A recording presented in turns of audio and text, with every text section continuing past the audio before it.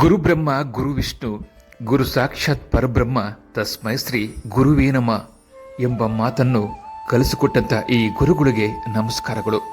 ವೀಕ್ಷಕರೇ, ಈ ವಿಡಿಯೋ ನೋಡುತ್ತಿರುವ ಎಲ್ಲ ವೀಕ್ಷಕರು ಕಡೆ ತನಕ ಈ ವಿಡಿಯೋವನ್ನು ನೋಡಲೇಬೇಕು. ಯಾಕಂದರೆ ಇವತ್ತು ಗುರು ವಿದ್ಯೆ ವಿನಯ ಬುದ್ಧಿ ಕೊಡುವಂಥ ಶಾಲೆಯನ್ನೇ ಇವತ್ತು ನುಂಗಿ ನೀರು ಕುಡಿದಂತಹ ದೃಶ್ಯವನ್ನು ಇವತ್ತು ನಾನು ನಿಮಗೆ ತೋರಿಸ್ತಾ ಇದ್ದೀನಿ. ಇಂಥ ಶಾಲೆಗಳ ಬಗ್ಗೆ, ಇಂಥ ವಿಷಯಗಳ ಬಗ್ಗೆ ತಾವೆಲ್ಲರೂ ಕೂಡ ಗಮನ ಹರಿಸಿ ಈ ವಿಡಿಯೋವನ್ನು ಕಡೆ ತನಕ ನೋಡಿ ನಿಮ್ಮ ಕೈಲಾದಷ್ಟು ಶೇರ್ ಮಾಡಿ, ಲೈಕ್ ಮಾಡಿ, ಸರ್ಕಾರಿ ಶಾಲೆಯನ್ನು ಉಳಿಸಿಬಿಡಿ.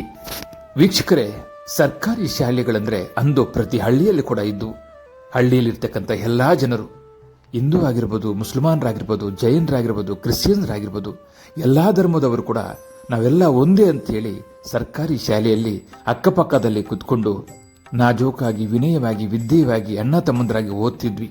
ಅಂದು ಸರ್ಕಾರಿ ಶಾಲೆಗಳಲ್ಲಿ ವಿದ್ಯೆ ವಿನಯ ಗುರು ಎಲ್ಲವೂ ಕೂಡ ನಮಗೆ ಪಾಠ ಕಲಿಸ್ತಕ್ಕಂಥ ಶಾಲೆ ಯಾವುದಾದ್ರಿದ್ರೆ ಸರ್ಕಾರಿ ಶಾಲೆ. ಅಂದು ಖಾಸಗಿ ಶಾಲೆಗಳು ಕಡಿಮೆ ಇದ್ದು ಎಲ್ಲರೂ ಕೂಡ ಸರ್ಕಾರಿ ಶಾಲೆಯಲ್ಲಿ ಓದಿ ಸುಮಾರು ಜನರು ವಿದ್ಯಾವಂತರಾಗಿರ್ತಕ್ಕಂಥ ಇತಿಹಾಸವನ್ನು ನೋಡಿದ್ದೀವಿ. ಆದರೆ ಇಂದು ಬರ್ತಾ ಬರ್ತಾ ಸರ್ಕಾರಿ ಶಾಲೆಗಳನ್ನು ನುಂಗ್ತಾ ಇದ್ದಾರೆ. ಸರ್ಕಾರಿ ಶಾಲಾ ಜಾಗ ಆವರಣವನ್ನು ತಿಂದು ತೇಗ್ತಾ ಇದ್ದಾರೆ. ಆದರೆ ಇತ್ತೀಚೆಗಷ್ಟೇ ಇದಕ್ಕೆಲ್ಲ ಕಾರಣ ಯಾರು, ಏನಾಗ್ತಾ ಇದೆ ಅನ್ನೋದನ್ನ ಸರಿಯಾದಂಥ ಮಾಹಿತಿ ಕೊಡುವಂಥ ಸಮಾಜವೇ ಇವತ್ತು ಕಣ್ಮುಂದೆ ಬರ್ತಾ ಇಲ್ಲ. ಇಷ್ಟಕ್ಕೂ ನಾನು ಈ ವಿಡಿಯೋದಲ್ಲಿ ಇಷ್ಟೆಲ್ಲ ಹೇಳ್ತಿರೋದು ಕಾರಣ ಏನಪ್ಪ ಅಂದರೆ, ಸರ್ಕಾರಿ ಜಾಗವನ್ನು ನುಂಗಿ ನೀರು ಕೊಡ್ತಕ್ಕಂಥ ದೃಶ್ಯವನ್ನು ಇವತ್ತು ನಾವು ಕೋಲಾರ ಜಿಲ್ಲಾ ಮುಳಬಾಗಿಲಿನಲ್ಲಿ ಕೂಡ ಕಾಣ್ತಾ ಇದೆ. ಇಲ್ಲಿ ಕಾಣ್ತಕ್ಕಂಥ ದೃಶ್ಯವನ್ನು ನೀವು ನೋಡ್ಬೋದು. ಇದು ಸರ್ಕಾರಿ ಜಾಗ, ಸರ್ಕಾರಿ ಶಾಲೆ ಇಡೀ ರಾಜ್ಯ ದೇಶದಲ್ಲಿದೆ. ಎಷ್ಟೋ ತಂದೆ ತಾಯಿಗಳು ಆ ಶಾಲೆಯಲ್ಲಿ ಓದಿ ಸರ್ಕಾರಿ ಶಾಲೆಯನ್ನು ಉಳಿಸತಕ್ಕಂಥ ಶ್ರಮವನ್ನು ನೋಡಿದ್ದೀವಿ. ಆದರೆ ಇಲ್ಲಿ ಕಾಣ್ತಕ್ಕಂಥ ಸರ್ಕಾರಿ ಜಾಗದಲ್ಲಿ ಪ್ರಾರ್ಥನಾ ಮಂದಿರವನ್ನ ಕಟ್ತಕ್ಕಂಥ ದೃಶ್ಯವನ್ನು ಇವತ್ತು ನಾವು ತಿಳಿಯೋಣ. ನೋಡಿ, ಇಲ್ಲಿ ಸರ್ಕಾರಿ ಜಾಗ ಪಕ್ಕದಲ್ಲೇ ಪ್ರಾರ್ಥನಾ ಮಂದಿರ ಕಟ್ತಾ ಇದ್ದಾರೆ. ಯಾರಾದರೂ ಸರ್ಕಾರಿ ಜಾಗದಲ್ಲಿ, ಸರ್ಕಾರಿ ಶಾಲೆ ಪಕ್ಕದಲ್ಲಿ ಯಾರಾದರೂ ಪ್ರಾರ್ಥನಾ ಮಂದಿರ ಕಟ್ತಾರ?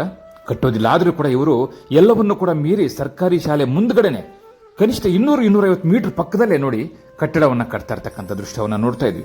ಇಷ್ಟಕ್ಕೂ ಈ ಕಟ್ಟಡ ಕಟ್ತಾ ಇರ್ತಕ್ಕಂಥವ್ರು ಯಾರು? ಮುಸಲ್ಮಾನ್ ಬಾಂಧವರು. ಇವ್ರಿಗೆ ಅನುಮತಿ ಕೊಟ್ಟಿದ್ದು ಯಾರು? PDOಗಳು, ಗ್ರಾಮ ಪಂಚಾಯತಿ ಸಿಬ್ಬಂದಿ ಅನುಮತಿ ಕೊಟ್ಟು ಈ ಶಾಲೆ ಪಕ್ಕದಲ್ಲೇ ಕೂಡ ಕಟ್ಟಡವನ್ನು ಕಟ್ತಾ ಇದ್ದಾರೆ. ಇವತ್ತು ಇಡೀ ದೇಶದಲ್ಲಿ ಯಾರಾದರೂ ಶಾಲಾ ಪಕ್ಕದಲ್ಲಿ ಪ್ರಾರ್ಥನಾ ಮಂದಿರಗಳು, ಮಸೀದಿಗಳು ಅಥವಾ ದೇವಾಲಯಗಳು ಅಥವಾ ಶಬ್ದ ಬರುವಂತ ಯಾವುದಾದ್ರೂ ಒಂದು ಸಮುದಾಯ ಭವನಗಳು ಯಾರಾದರೂ ಸರ್ಕಾರಿ ಶಾಲೆ ಮುಂದಗಡೆ ಕಟ್ತಾರ? ಕಟ್ಟೋದಕ್ಕೆ ಅನುಮತಿ ಕೊಟ್ಟಿದ್ದು ಯಾರು? ಅದು ಯಾರೇ ಆಗಿರಲಿ, ಅದು ಹಿಂದೂಗಳಾಗಿರಲಿ, ಮುಸಲ್ಮಾನರಾಗಿರಲಿ, ಜೈನರಾಗಿರಲಿ, ಕ್ರಿಶ್ಚಿಯನ್ರಾಗಿರಲಿ, ಯಾವುದೇ ಸಮುದಾಯ, ಯಾವುದೇ ಜಾತಿ, ಯಾವುದೇ ಆಗಿರಲಿ, ಯಾರೇ ಆಗಿರಲಿ, ಸರ್ಕಾರಿ ಶಾಲೆಯಲ್ಲಿ ಬಡ ಮಕ್ಕಳು ಓದುವಂತ ಸ್ಥಳ, ಬಡ ಮಕ್ಕಳಿಗೆ ವಿದ್ಯೆ ಕೊಡುವಂತ ಸ್ಥಳ.